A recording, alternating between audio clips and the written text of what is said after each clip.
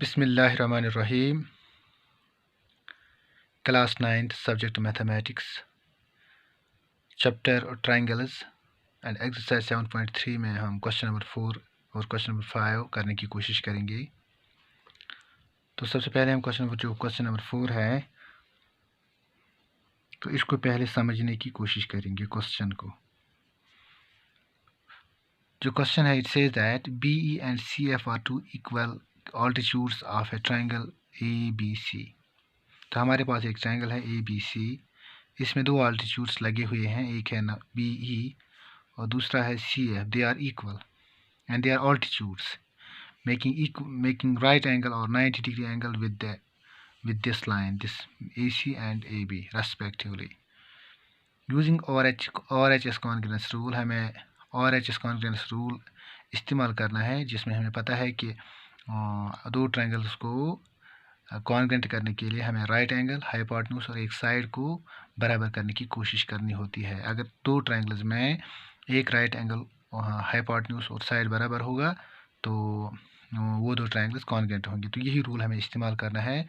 तो फिर prove that triangle ABC is isosceles.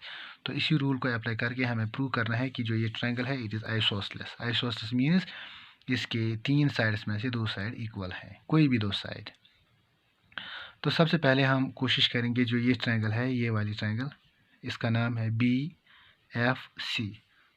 लिखेंगे हम इन ट्रायंगल BFC एंड दूसरी वाली ट्रायंगल, जो दूसरी ट्रायंगल है उसका नाम है BEC, ट्रायंगल BEC। तो हम इन दो ट्रायंगल्स को कॉन्ग्रेंट करने की कोशिश करेंगे।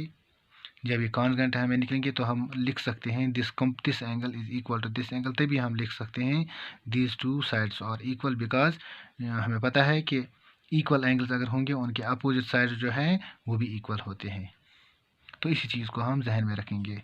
तो सबसे पहले इन दो ट्रायंगल्स में अगर हम ये वाली ट्रायंगल लेंगे, इसमें जो ये BC है और इस दूसरी ट्रायंगल में जो BC है ये कॉमन है।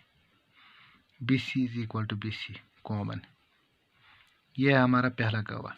दूसरा, इसमें भी राइट एंगल है, इसमें भी राइट एंगल है। लिखेंगे हाँ, angle BFC is equal to angle BEC। आगे लिखेंगे हम ईच 90 डिग्री। ये हमारे पास, यानी एक तो हमारे पास हाइपोटेन्यूज आया और राइट एंगल, तो इसमें भी राइट एंगल आएगा। और वो जो तीसरा जो पॉइंट है वो हम लिखेंगे, जो ये इस ट्रायंगल का जो CF है और जो इस ट्रायंगल का BE है, they are equal altitudes. That means they are equal because they are given.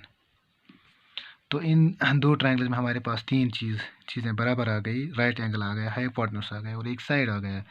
तो हम लिख सकते हैं triangle BFC is congruent to triangle BEC।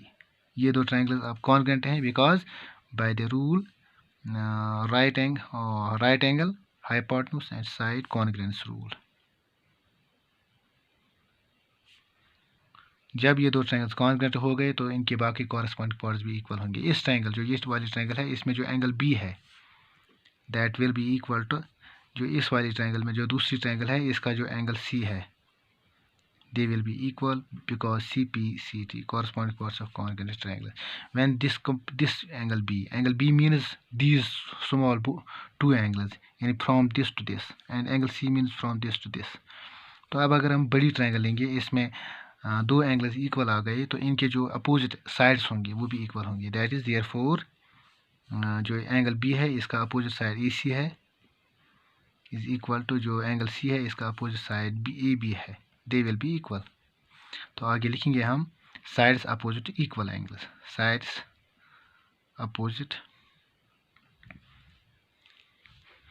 यहाँ से फिर ये और ये ट्रायंगल हमें अब कॉन्ग्रेंट की bye the rule RHS। Therefore in दो ट्रायंगल्स में, इस ट्रायंगल और इस ट्रायंगल में, ये एंगल और ये एंगल, यानी एंगल B और एंगल C बराबर होंगे by the rule CP/CT because these two triangles are congruent. तो जब ये एंगल और ये एंगल इक्वल होगा तो इस बड़ी ट्रायंगल में इन दो इक्वल एंगल्स के अपोजिट जो साइड्स होंगी they will be equal. angle opposite to side opposite to angle C, that is AB, and side opposite to angle B, that is AC. They will be equal. Sides opposite to equal angles और equal. तो इस तरह अब हमें इस triangle में दो sides equal आ गई. Therefore triangle ABC is an isosceles triangle. तो इसमें जो साइड है with AC is equal to AB. तो इस तरह हम ये क्वेश्चन कर सकते हैं. अब अगर हम इसका जो दूसरा क्वेश्चन है ये करेंगे, इसमें बताया गया है ABC is an isosceles triangle. Given है ABC is isosceles triangle with AB is equal to AC. ये भी लिखा है, ये गिवन है. तो अब बताया गया है draw AP perpendicular BC to show that. फिर हमें शो करना है angle B is equal to angle C. ये हमें प्रूव करना है. तो लिखेंगे यहाँ इस और इस ट्रायंगल को लेंगे हम an triangle APB and triangle APC. इन दो में देखेंगे हम क्या क्या बराबर है, क्या क्या इक्वल है, इन दो एंगल्स को छोड़कर, क्योंकि हमें ये प्रूव करने हैं. तो सबसे पहले AP is equal to AP. AP उस ट्रायंगल में भी है और इस ट्रायंगल में भी है, तो कॉमन है. दूसरा जो पॉइंट है that is angle this and this angle, they are each 90.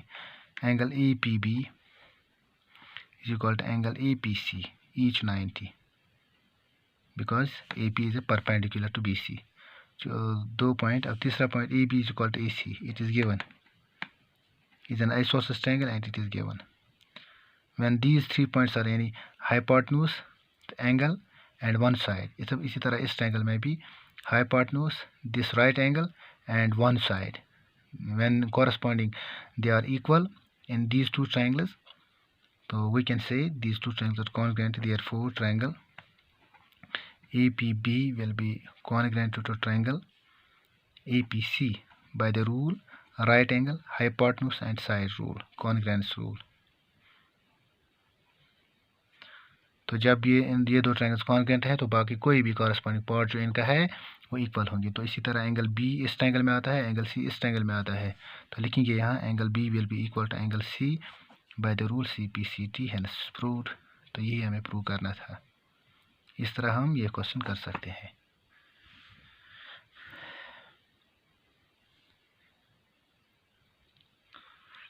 Thanks.